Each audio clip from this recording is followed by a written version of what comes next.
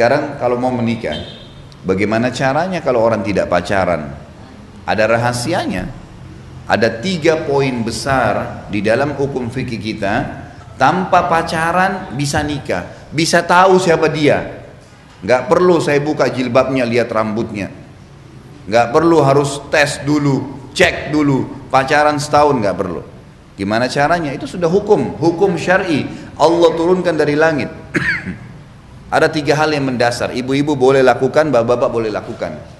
Yang pertama, melihat sesuatu yang menarik dari calon pasangan kita, dan tolok ukurnya wajah dan telapak tangan saja. Itu hukum syar'i begitu. Wanita kalau dinazar dilihat wajah dan telapak tangan, itu tolok ukur. Kata ulama fikih, ini ilmu fikihnya ya, bukan dari saya. Hukum agama menjelaskan wajah itu memberikan simbol dari kepala sampai ke perutnya, dan telapak tangan memberikan simbol dari kemaluan sampai ke kakinya.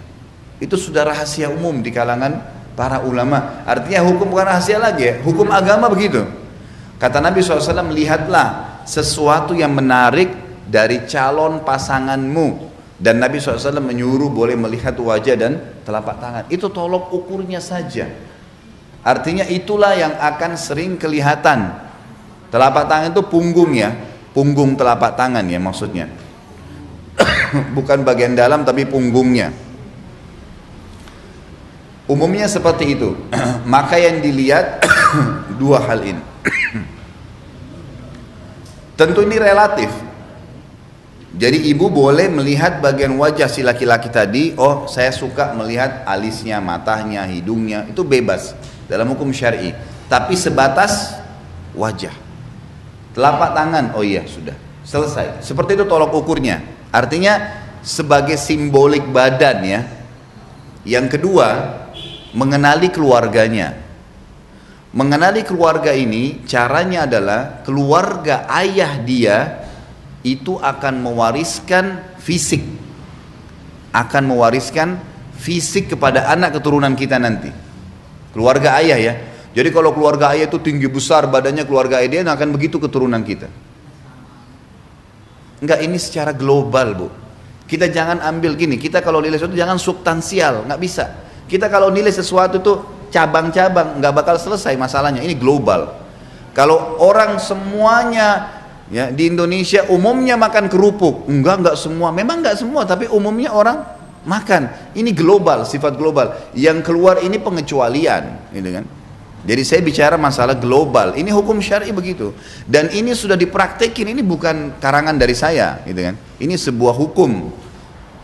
Kemudian keluarganya itu diambil daripada hadis Bukhari. Ini kasus terjadi. Ada sahabat kulitnya putih, laki-laki, istrinya putih. Menikah, begitu hamil, melahirkan istrinya, anaknya kulitnya hitam. Hitam kelam anaknya.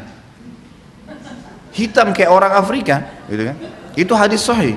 Lalu si suami spontan, kalau cuman gelap sedikit mungkin ini dia putih, istri putih, ini hitam kelam, gitu kan?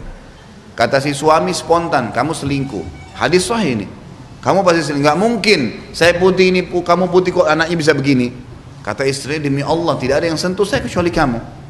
Ributlah 2 orang ini sampai kepada Nabi Muhammad SAW. Tolong jangan dipotong dulu ya, saya biar cerita dulu. Nanti terakhir pertanyaan, jadi tangkap dulu semua.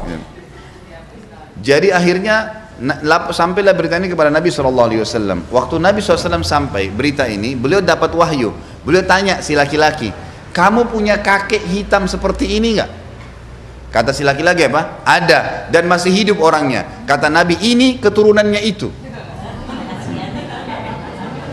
Artinya apa? Makanya sering kita temukan ibu sama ayah beda wajahnya dengan anaknya. Sering ketemu nggak? Ini dari kakek-kakeknya, dari keluarga, dari pihak ayah, ibu atau ayahnya. Ini hukum ya, hukum syar'i. Artinya apa? Allah memberikan gambaran kepada kita seperti itu. Ada anak yang mirip ke ibu ke ayah, tapi yang jelas umumnya secara fisik cenderung kepada keluarga ayah. Kalau karakter umumnya turun dari keluarga ibu. Karakter. Saya mau menikah dengan seseorang, gimana caranya saya tahu sifat-sifat umumnya? Maka lebih cenderung dilihat kepada keluarga ibunya. Keluarga ibu itu mewariskan karakternya. Oh, keluarga umumnya ibunya itu dosen, guru-guru, pedagang. Oh, orang baik-baik, keluarga baik-baik. Sudah, itu sudah umum, umumnya. Jangan bicara substansialnya. Umum, secara global sudah begitu. Karena nanti kalau kita bicara substansial, bisa saja anak ini terpengaruh dengan poin yang ketiga. Harus satu sama yang lain berhubungan ya. Melihat fisik, mengenali keluarga, dan yang ketiga adalah mengenali lingkungannya. Lingkungan. Dia kuliah di mana, dia kerja di mana. Biasanya kalau bahasa, bolehkah bertanya? Boleh. Hobi kamu apa? Kalau weekend kamu kemana? Oh, saya biasanya ke karaoke, saya biasa ke bar, saya biasa kumpul sama teman saya ke pantai, saya hobi naik gunung, saya ini. Dari situ sudah bisa ditangkap. Oh iya, lingkungannya. Oh, saya kalau weekend saya taklim, pengajian di sana. Kalau azan saya sholat di sini, kan gitu. Lingkungan membentuk. Siapa yang mengatakan? Nabi Muhammad SAW. Ingat, ini majelis ilmu, taklim agama, bukan karangan saya. Kata Nabi SAW, Al-mar'u ala dini khalili. Seseorang sesuai dengan agama temannya. Di mana lingkungannya dia. Boleh sebelum menikah kita tanya, kamu bekerjanya di mana? Kamu di bidang apa? Oh, saya biasa, saya kerja rentenir. Misal, saya, siapa kamu kerjanya apa? Oh, saya pemilik hotel. Hotelnya di sana terkenal, tempat itu suka banyak perzinahan. Udah bisa jadi tolok ukur. Ini sebuah hal yang mesti difahamin ya.